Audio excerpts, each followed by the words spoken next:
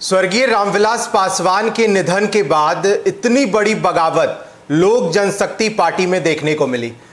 जिस तरह से 5 सांसदों ने चिराग पासवान का साथ छोड़ दिया और फिर लोक जनशक्ति पार्टी के अंदर जो एक बड़ा झटका चिराग पासवान को लगा, वो कहीं ना कहीं लोक जनशक्ति पार्टी के ऊपर भी एक बड़ा सवाल खड़ा करता है।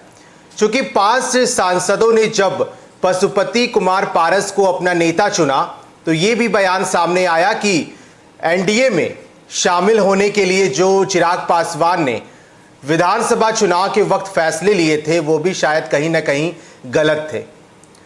और ये भी कहा गया कि जो भी फैसले इधर चिराग पासवान की ओर से पार्टी के लिए लिए गए थे वो सही फैसले नहीं थे। जो सांसद हैं महबूब अली कैसर, उन्होंने भी इस बात को कहा था कि चिराग पासवान का वो फैसला गलत था जिसका मैंने खुद विरोध किया था।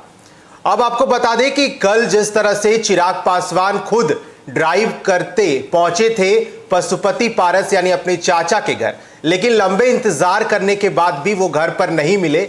अब कल की जो खबर है वो सामने आई कि लोकसभा अध्यक्ष ओम बिरला ने पशुपति पारस को लोजपा संसदीय दल का नेता चुन लिया है।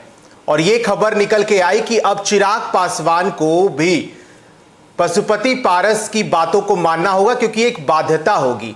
और इसलिए अब चिराग पासवान को उन तमाम बातों को लेकर के सहमति जताना होगा। हालांकि सूत्र बता रहे थे कि चिराग पासवान ये चाहते थे कि उनकी मां, वो अपनी मां को लोक जनशक्ति पार्टी के राष्ट्रीय अध्यक्ष बनाना चाहते थे, लेकिन ऐसा नहीं हो पाया। 5 सांसदों ने जब पशुपति कुमार पारस को अपना नेता चुना, हालांकि पशुपति पारस ने कल भी यह बयान दिया था कि लोक जनशक्ति पार्टी के नेता जरूर हैं चिराग पासवान, वो चाहे तो पार्टी में रह सकते हैं, लेकिन पार्टी की कमान यानी पार्टी के मुखिया पशुपति पारस खुद होंगे। लोकसभा सचिवालय की ओर से निकाले गए आदेश में कहा गया कि लोक जनशक्ति पार्टी के संसदीय दल के नेता बदले गए हैं। उसके मद्देनजर यह आदेश निकाला गया है। इस आदेश में पशुपति कुमार पारस को लोजपा संसदीय दल का नेता बताया गया है। इस आदेश में लोजपा के सांसदों की संख्या 6 बताई गई, यानी लोकसभा में चिराग पासवान के नेता भी पशुपति कुमार पारस होंगे और दल बदल कानून के तहत पशुपति पारस के निर्देश को मानना चिराग पासवान की बाध्यता होगी। गौरतलब है कि रविवार की शाम वैशाली से सांसद वीणा देवी के घर पर लोजपा के 5 सांसदों की बैठक हुई थी। दिल्ली के बीडी मार्ग पर सरस्वती अपार्टमेंट में वीणा देवी का फ्लैट है, वहीं पारस समेत सभी सांसद जुटे थे। वीणा देवी के घर हुई इस बैठक में लोजपा के 5 सांसदों ने पशुपति कुमार पारस को पार्टी के संसदीय दल का नेता चुन लिया था। महबूब अली कैसर को संसदीय दल का उपनेता चुना गया था, वहीं चंदन सिंह को संसदीय दल का मुख्य सचेतक बताया गया था।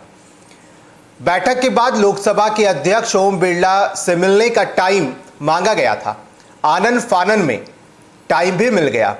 रविवार यानी छुट्टी के दिन रात में 8:30 बजे लोकसभा अध्यक्ष ओम बिरला लोजपा सांसदों से मिले और उनसे वो पत्र लिया जिसमें पारस को लोजपा संसदीय दल का नेता चुनने की जानकारी दी गई थी। सोमवार को उनके पत्र के आधार पर चिराग पासवान को हटाकर पशुपति कुमार पारस को नया नेता मानने की अधिसूचना भी जारी कर दी गई। तो अब जब ओम बिरला ने यह मंजूरी दे दी है कि अब लोजपा संसदीय दल के नेता पशुपति कुमार पारस ही होंगे, तो चिराग पासवान की यह बाध्यता होगी कि उनकी बातों को अब माना जाए।